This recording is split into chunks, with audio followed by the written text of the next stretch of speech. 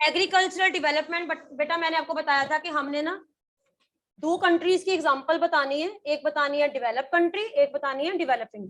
सबसे पहले हम पढ़ेंगे फार्म इन इंडिया। आपको अपने इंडिया के फार्म की कंडीशंस का पढ़ के अंदाजा हो जाएगा कि हमारी कंट्री के फार्म्स की कंडीशन या फार्मर्स की कंडीशन कैसी है, and how these are different from USA. तो ये आपको डिफरेंस 5 मार्क्स का डिफरेंस आ सकता है, differences between the farming techniques of India and USA, या differences in the techniques of developing and developed countries। Suppose अगर इंडिया का आता है तो हमने इंडिया का एग्जांपल देना है, वैसे ही डेवलपिंग का भी है, तब फिर आपने इंडिया का नाम नहीं देना, आपने ये बताना कि डेवलपिंग कंट्रीज में मोस्टली ऐसे होता है।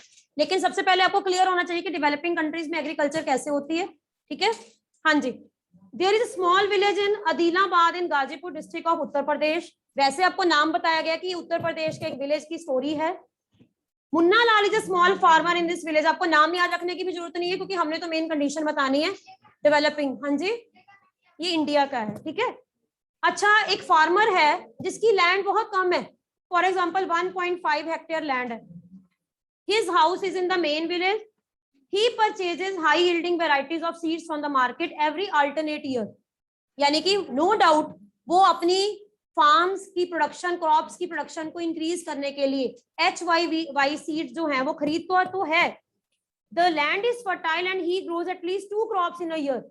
लेकिन वो अपनी क्रॉप्स की प्रोडक्शन के साथ साथ उसका ये टारगेट होता है कि वो एक साल में अपने फार्म्स में से कितनी क्रॉप्स निकाले, 2।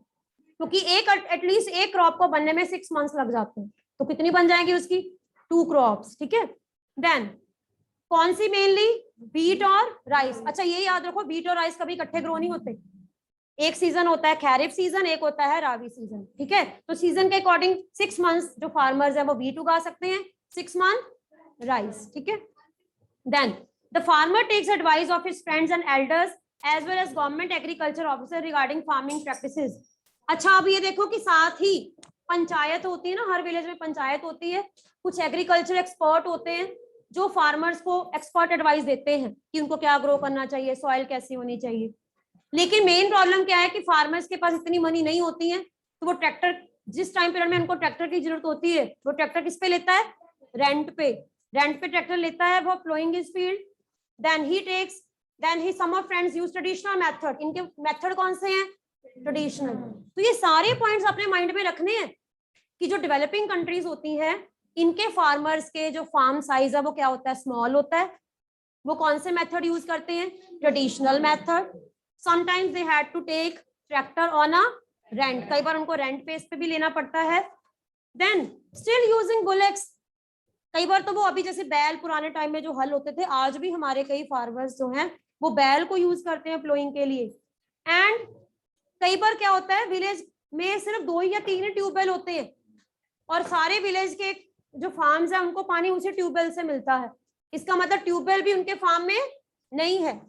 इसका मतलब हम इसको क्या कैसे लिख देंगे, लेस इरिगेशन फैसिलिटीज। ठीक है, और कई बार तो वो भी उनको रेंट पे लेना पड़ता है। रेंट पे कैसे लेंगे ट्यूबवेल। अब इसमें पता क्या होता है, जो विलेज एरियाज में जो ट्यूबवेल होता है ना, तो फार्मर्स क्या करते हैं जब उनको अपने खेतों के लिए पानी चाहिए होता है ना, तो मिट्टी की ना जो बर्न्स हैं वो अपने खेतों की तरफ बना देते हैं, और जितना टाइम उनको पानी मिलेगा उतने दिनों तक वो क्या देंगे, इलेक्ट्रिसिटी के लिए जो भी चार्जेस होंगे या पानी के लिए जो चार्जेस है उसको रेंट बेस पे देंगे। मे बी 15 डेज के बाद किसी और फार्मर को चाहिए तो वो क्या करेगा, उसको बंद करके वो बर्न्स अपने फार्मर्स अपने खेतों की तरफ बना लेंगे। इस तरीके से फार्मर जो है वो इरिगेशन ट्यूबवेल्स वगैरह यूज करते हैं। Then he has 2 buffaloes and few hens। इसका मतलब है कि इसके अलावा एक्स्ट्रा इनकम क्या है, hens, और वो एग्स बेचकर भी अर्निंग जो है वो कमाता है। Sells milk in cooperative store, इसके अलावा वो मिल्क भी बेचते हैं। डायरी फार्मिंग जिसे हम कहते हैं, for example member of cooperative society. Cooperative society का मतलब क्या होता है, रेगुलर बेसिस के ऊपर जितना भी उनके पास मिल्क प्रोडक्शन होती है वो उनको सेल यानी कि बेचते हैं। एंड फॉर्डर एडवाइस, तो जो कोऑपरेटिव सोसाइटी होती है ना वो उनको एनिमल्स को फॉडर क्या खिलाना चाहिए वो इसके बारे में एडवाइस करते हैं। And safety measures to protect the health of the livestock. Livestock का मतलब जो उनके पास एनिमल्स है, नंबर ऑफ एनिमल्स। सपोज एक फार्मर के पास 3 बुफेलोज हैं, 2 बुलेक्स हैं, तो ये उसका क्या हो गया, लाइफ स्टॉक, ये उसके एनिमल्स है जिससे वो इनकम अर्न करता है। आर्टिफिशियल इंसेमिनेशन, आर्टिफिशियल इंसेमिनेशन का मतलब होता है animals giving birth to babies, artificial injections के द्वारा जो है वो ऐसा किया जाता है, तो वो भी साथ के साथ ऐसा करते हैं to increase the number of their animals, ठीक है। All the members of the family, ये फार्मर है, इसकी हेल्प उसकी वाइफ भी करती है, उसकी फैमिली में जो उसके मेंबर्स होंगे वो भी उसकी हेल्प करते होंगे। समटाइम्स टेक क्रेडिट, क्रेडिट का मतलब क्या होता है, कई बार इनको बैंक से क्या लेना पड़ता है, लोन भी लेना पड़ता है, एग्रीकल्चर कोऑपरेटिव सोसाइटी से लेना पड़ता है सीड्स लेने के लिए, इंप्लीमेंट्स खरीदने के लिए। He sells is produce in the mandi. अब क्या है, जब उसकी सारी की सारी क्रॉप्स रेडी हो जाती हैं, अब वो अपनी क्रॉप्स को बेचने के लिए कहां पे जाएगा, मंडी जाएगा, ठीक है। And located in the near by town, since majority of the farmers do not have storage facility, अब उस फार्मर के पास कोल्ड स्टोरेज नहीं है, तो अब जो मार्केट जाएगा ना, मार्केट में अब जब वो मार्केट जाएगा तो कई बार हो सकता है कि जो प्राइस वो अपनी क्रॉप्स के लिए लेना चाहता है शायद उसको वो प्राइस ना मिले, but still they had to sell, क्योंकि उनके पास कोई ऑप्शन नहीं है। क्योंकि अगर ऑप्शन होता, वो स्टोरेज का मतलब होता वो स्टोर कर लेता, 3 मंथ्स वेट करता, क्या पता मार्केट में प्राइस और हाई हो जाए। लेकिन हमारी कंट्री में मोस्टली फार्मर्स के पास स्टोरेज फैसिलिटी नहीं है, जिनके कारण उनकी क्रॉप्स खराब हो जाती हैं और उनको जिस रेट पे मार्केट में, मंडी में जो भी रेट होता है उस पे वो बेचना पड़ता है, ठीक है। देन इसके बाद क्या है, they are forced to sell the produce even when the market is not favourable. इसका मतलब क्या है कि मार्केट फेवरेबल नहीं है, फिर भी उनको अपनी जो क्रॉप्स है वो बेचनी पड़ती हैं एट लो रेट।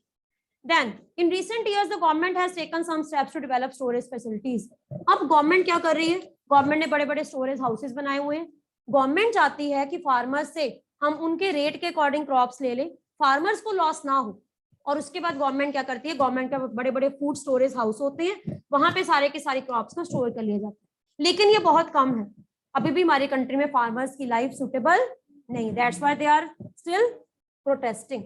हमने अब बहुत सी कार में अब देखा ना, no farmer no food, still many people they are protesting. अभी तक भी फार्मर्स और गवर्नमेंट के बीच में जो इश्यूज हैं सॉल्व नहीं हुए, regarding the prices, regarding the market facility, whatever जो भी है, ठीक है। गवर्नमेंट चाहती है कि मिडल मैन को हटा दिया जाए, ठीक है, और डायरेक्टली फार्मर्स जो हैं वो मंडी में आकर क्रॉप्स को बेचें। लेकिन फार्मर्स को ये लगता है कि मंडी में आकर बेचेंगे, हमारे पास स्टोरेज फैसिलिटी तो होनी चाहिए, कहाँ पे स्टोर करेंगे। तो these kind of problems farmers are facing. इस क्वेश्चन को 2 तरह से कर सकते हो, ये आपको प्रॉब्लम्स ही पता लग गई है, सेकंड आप डिफरेंस के बेसिस पे भी कर सकते हो। डिफरेंस कैसे, अब आपको कौन सा फार्म बताना है, हमने यूएसए। अब यूएसए की कंडीशंस, सपोज अब ये क्वेश्चन कैसे आपको आ सकता है, mechanise, right a note on the mechanise farming. Suppose अगर आपसे यूएसए का ही पूछा जाएगा तो आपने सिर्फ यूएसए का ही बताना है कि यूएसए के फार्मर्स कैसे मैकेनाइज फार्मिंग करते हैं, या फिर आपको डिफरेंस आ सकता है, difference, right a difference between the farming of India and farming of USA, ठीक है। The average size of farm in the USA is much larger. First difference, पहला difference क्या हो गया, size of farm in India is less and in USA it is large, ठीक है। Typical farm size in USA is about 250 hectares. वहां पे क्या था 1.5, यहाँ पे क्या है 250 hectares. Farmer generally reside in the farm. इसका मतलब क्या है, इतनी सारी लैंड को देखने के लिए जो फार्मर्स हैं उनके फार्म हाउस होता है। फार्म हाउस का मतलब साथ ही खेती करते हैं और खेती के साथ ही उनका घर भी सेंटर में होता है ताकि पूरी निगरानी रखी जा सके फार्म्स साइज जो है। Some of the major crops grown are, कौन कौन सी उनकी क्या है, मेन व्हीट और राइस। इधर क्या है, corn, soybean, wheat, cotton and sugar. Any 2 or 3 you can remember. जो हराना farmer in the Midwest USA, उसमें एग्जांपल है मुन्ना लाल की, इसमें है जो, नाम तो चेंज होगा ही क्योंकि वो यूएसए का है। ही owns about 300 hectares of land and grows corn. ये जो फार्मर है ये अपने फील्ड पे सिर्फ क्या ग्रो करता है, कॉर्न मींस मक्की की खेती करता है। After making sure that soil and water resources meet the needs of the crop, control pest, यानी कि उसके क्रॉप्स को पेस्ट जो हैं वो अटैक ना कर पाए, तो प्रॉपर सेफ्टी मेजर्स लेता है, पहले अपनी लैंड को प्रॉपर प्रिपेयर करता है फ्रॉम टाइम टू टाइम।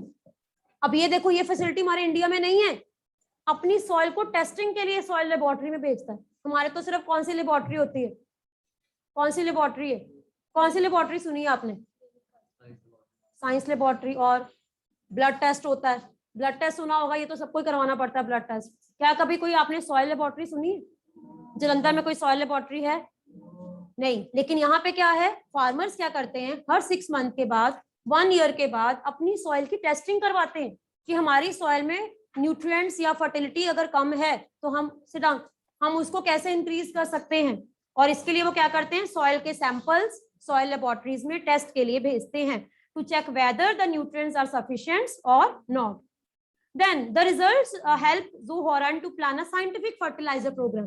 तो जो भी रिजल्ट आता है उस रिजल्ट के अकॉर्डिंग वो अपनी सॉइल के लिए क्रॉप्स की प्रॉपर प्लानिंग करते हैं और प्रॉपर जो है वो सेफ्टी मेजर्स लेते हैं। सेकंड इज, और क्या है उसके साथ, कंप्यूटर फैसिलिटी। उसके फार्म हाउसेज में कंप्यूटर फैसिलिटी लिंक है विद द सैटेलाइट। इसका मतलब क्या है कि सैटेलाइट से उसको सारी वेदर फॉरकास्टिंग की इंफॉर्मेशन मिल जाती है। ही इज लिटरेट, वो अवेयर है, उसको ये पता है कि कब बारिश होनी है, कितनी बारिश होनी है, उसके पहले या उसके बाद में जो भी उसने सेफ्टी मेजर्स लेने हैं वो ले सकते हैं। With that give him precise picture him to use whatever जो भी वो प्लान करना चाहता है। This helps to use chemical fertiliser, chemical जो फर्टिलाइजर्स हैं and pesticide whenever they are required. Suppose अगर कल बारिश होनी है और वो आज इंसेक्टिसाइड पेस्टिसाइड स्प्रे कर देगा तो उसका यूज नहीं होगा। तो जब कंप्यूटर से सैटेलाइट से उसके पास प्रॉपर वेदर फॉरकास्टिंग की पिक्चर्स होंगी, then he can take precautionary measures according to that. He uses tractors. ये क्या यूज करता है, tractors. Seed drills, seed drills का मतलब होता है सीड करने के लिए उसको हाथ की नहीं बल्कि ड्रिल्स हैं उसके पास। देन लेवलर, लैंड को लेवल करने के लिए अलग से ट्रैक्टर के आगे इंप्लीमेंट है। ट्रैक्टर एक है, कंबाइन हार्वेस्टर भी है, कटिंग के लिए भी अलग से है। एक ही ट्रैक्टर होता है, ट्रैक्टर के आगे इंप्लीमेंट चेंज हो जाता है। इंप्लीमेंट का मतलब है प्लोइंग के टाइम इंप्लीमेंट अलग लग जाएगा, सीडिंग के टाइम अलग लग जाएगा, थ्रेशिंग के टाइम अलग होगा, हार्वेस्टिंग के टाइम पर में अलग होगा। Then combine harvester, combine harvester क्या होता है, काटने के लिए। हमारे यहाँ पे पता क्या होता है, ध्यान से सुनना, जिस टाइम पीरियड में यूपी बिहार साइड में ना चावल की कटिंग करनी होती है ना, तो मोस्टली हमारी पंजाब से जितने भी लोग हैं वो वापस चले जाते हैं अपने एरियाज में, क्योंकि वहां पे उन्होंने क्या करना होता है, कटिंग करनी होती है। और जिस टाइम कटिंग खत्म हो जाती है फिर वो वापस पंजाब आ जाते हैं, क्योंकि उस टाइम पीरियड में यहाँ पे उनको लेबर मिल जाती है। लेकिन यूएसए में हाथ से कटिंग नहीं होती, वहां पे सारा काम किससे होता है, कंबाइन हार्वेस्टर्स। थ्रेशर्स, थ्रेशर्स क्या, आपने कई बार फार्मर्स को देखा होगा कि वो क्या करते हैं, एक प्रॉपर एक यूटेंसिल होता है, उसमें राइस रखते हैं, उसको ऐसे क्या करते हैं, छानते हैं, जिससे क्या होता है दाना नीचे गिर जाता है और जो लेयर होती है वो साइड हो जाती है। लेकिन यहाँ पे क्या है, जैसे जैसे वो कटिंग कर रहे हैं, कटिंग के साथ साथ ही क्या हो रहा है, दाना अलग हो रहा है और लेयर अलग हो रही है। थ्रेशर्स कहते हैं उसको। To perform various agricultural operations, a grain are store in the automated grain storage और डिस्पैच मार्केट एजेंसीज। इसका मतलब है कि यहाँ पे बड़े बड़े बिग कोल्ड स्टोर होते हैं जहां पे ग्रेन को प्रॉपर स्टोर किया जाता है। And farmers of USA they work as a businessman, वो फार्मर कम है और बिजनेसमैन ज्यादा है। And not like a peasant farmers. अब आपने ना कई बार डिस्कवरी चैनल पे ना फूड फैक्ट्रीज या बहुत से ऐसे प्रोग्राम्स आते हैं जिसमें आपने देखा होगा कि वहां पे सारा का सारा काम जो है वो मैकेनाइज बेल्ट्स पे होता है, कन्वेयर बेल्ट। कन्वेयर बेल्ट एक एग्जांपल देखना आपने, जैसे आप नेट पे टाइप करो कि how French fries are prepared, कैसे उनकी पैकेजिंग होती है, तो आप देखोगे वहां पे बच्चे पूरी फैक्ट्री है, उस फैक्ट्री में स्टार्टिंग में बस एक ट्रक आता है, पोटैटोज लोड होते हैं। पोटैटोज को वॉशिंग का काम, उनको पीलिंग का काम, उनको काटने का काम, काट कर उनके जो फ्राइज बनाते हैं उनको फ्राई करने का काम, पैकेजिंग का काम, और उनको बॉक्स में डालने तक कोई भी पर्सन उनको टच नहीं करता। सारा काम ऑटोमेटिक जो है वो मशीन्स कन्वेयर बेल्ट के द्वारा होता है। कन्वेयर बेल्ट का मतलब क्या होता है, एक बेल्ट होती है, उस बेल्ट पे ऑटोमेटिक जो सामान है वो पैकेजिंग हो रही है और पैकेजिंग के बाद उनको बॉक्सेस में पैक करके उनको आगे ट्रांसपोर्टेशन में यूज किया जाता है।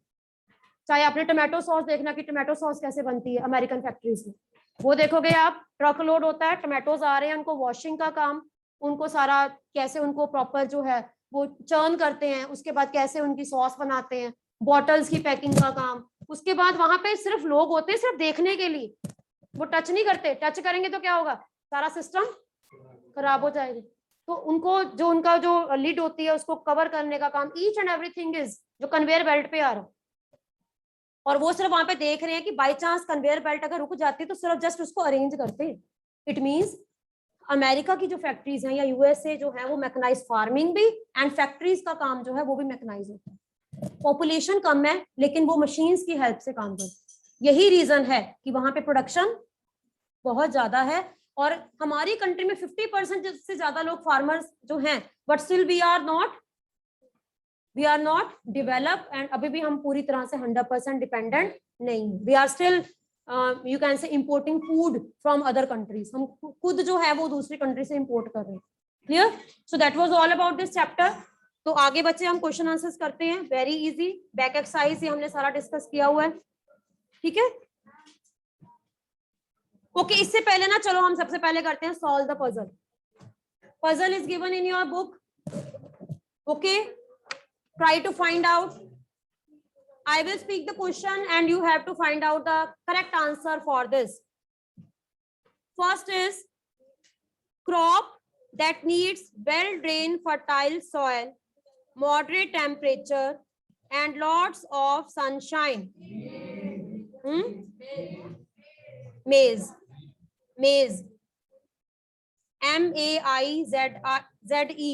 Maize.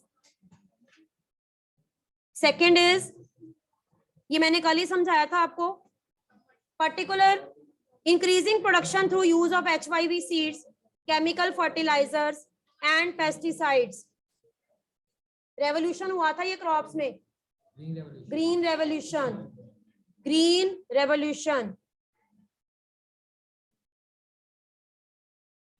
सबसे ज्यादा यूएसए में कौन सी क्रॉप ग्रो होती है? Wheat. Next is wheat. USA, Canada, Russia, Australia are the major producers of this crop. This is wheat.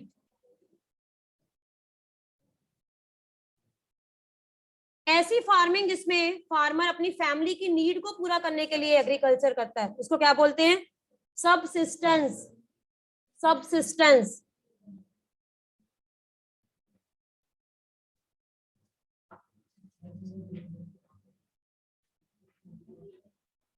एक फार्मर के नंबर ऑफ एनिमल्स, उनको क्या कहा जाता है? Livestock. Rearing of animals for sale, livestock.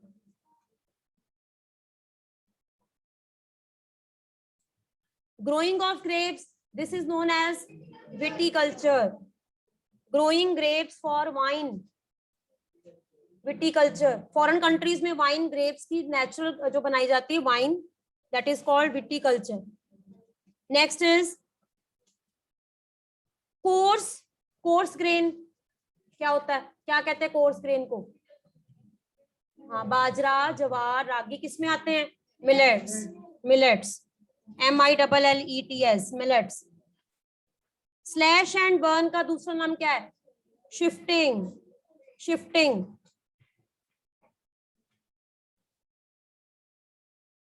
Growing, ये तो बहुत इजी है। Growing of crops, the art of growing of crops is called agriculture.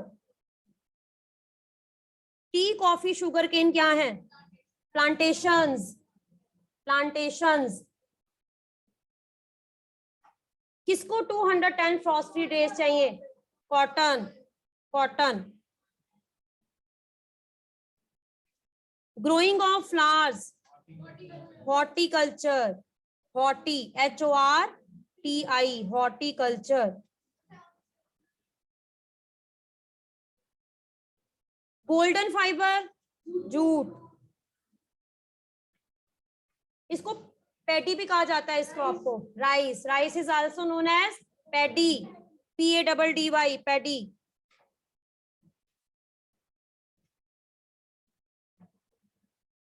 Extraction of natural, primary. आपको पता है माइनिंग भी प्राइमरी में आती है। Mining is also comes in primary. Activity concern with extraction of natural resources is called primary activity. Mining भी primary में आती है।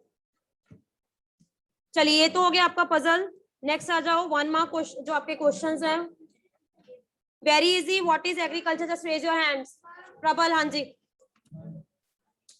The science and art of cultivation on the soil raising crops and rearing livestock. It is called agriculture. Agriculture is the primary activity. It includes growing crops, fruits, vegetables, flowers, and rearing of livestock. In the world, 50% of persons are engaged in agricultural activity. The land on which the crops are grown is known as arable land. The word agriculture is derived from the Latin word ager or agri, meaning soil, and culture, meaning cultivation. Means प्रबल ने 5 marks के according agriculture को explain किया है। पहले 1 mark के according देखो, simple आपने बताना है science and art of cultivation on the soil, raising crops and rearing livestock is called agriculture. Second आपने ये बताना है एग्रीकल्चर कौन सी एक्टिविटी है, primary, it is a primary activity, it includes growing crops, fruits, vegetables, flowers and rearing of livestock. इतना बता दो agriculture के लिए, सफिशिएंट। आगे, name the factors influencing agriculture. किसी एरिया में एग्रीकल्चर के लिए कौन से फैक्टर्स रिस्पॉन्सिबल हैं?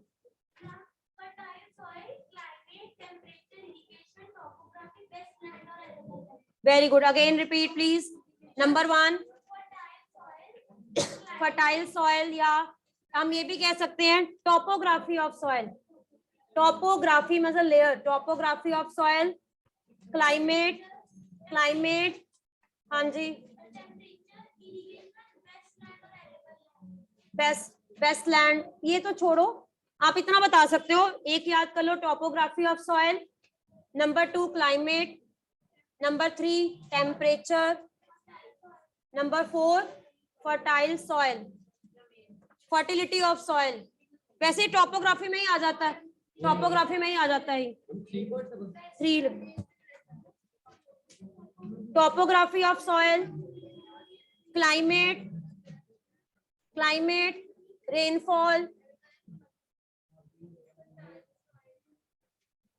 टोपोग्राफी में ही आ जाता है सॉइल के टाइप। इरिगेशन लिख लो। हाँ जी, next, what is shifting cultivation and what are its disadvantages? Raise your hand.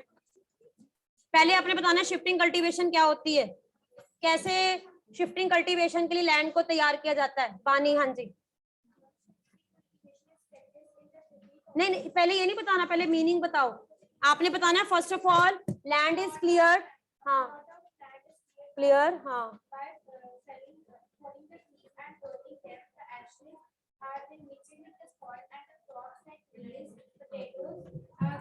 हाँ जी, बस इतना बता दिया आपने। ये बताया आपने कि what is the meaning of shifting cultivation. A patch is prepared, first of all क्या किया जाता है, द ट्रीज एंड जो भी वहां पे क्रॉप बुशेस होती हैं या whatever that is cut and burned and then they sow the seeds, और उसके बाद they wait for monsoons and after harvesting the crop they keep on shifting to other places. This is called shifting cultivation.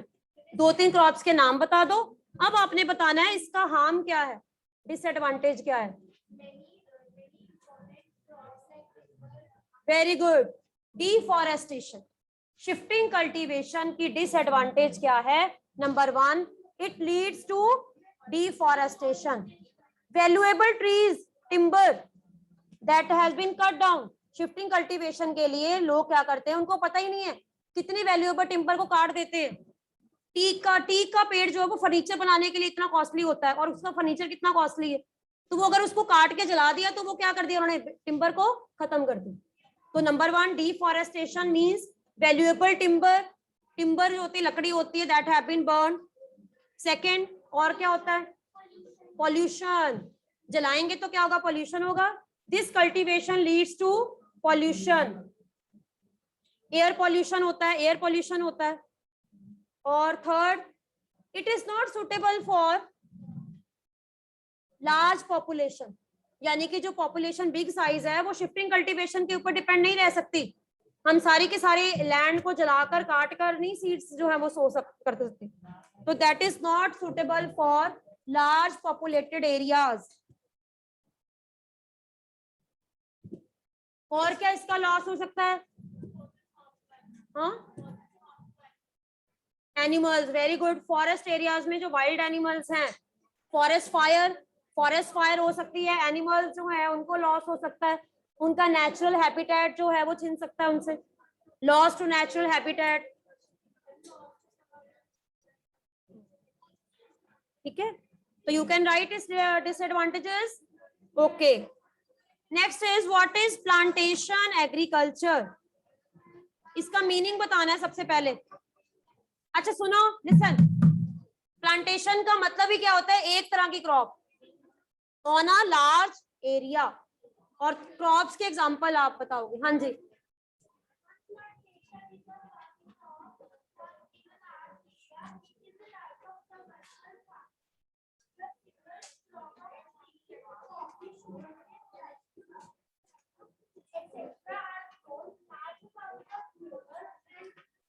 Capital is required. ठीक है, ठीक है बेटा बैठ जाओ। हाँ जी, सफिशिएंट है ये आप लिख सकते हो। प्लांटेशन, अच्छा प्लांटेशन जो है वो सबसिस्टेंस है कि कमर्शियल है?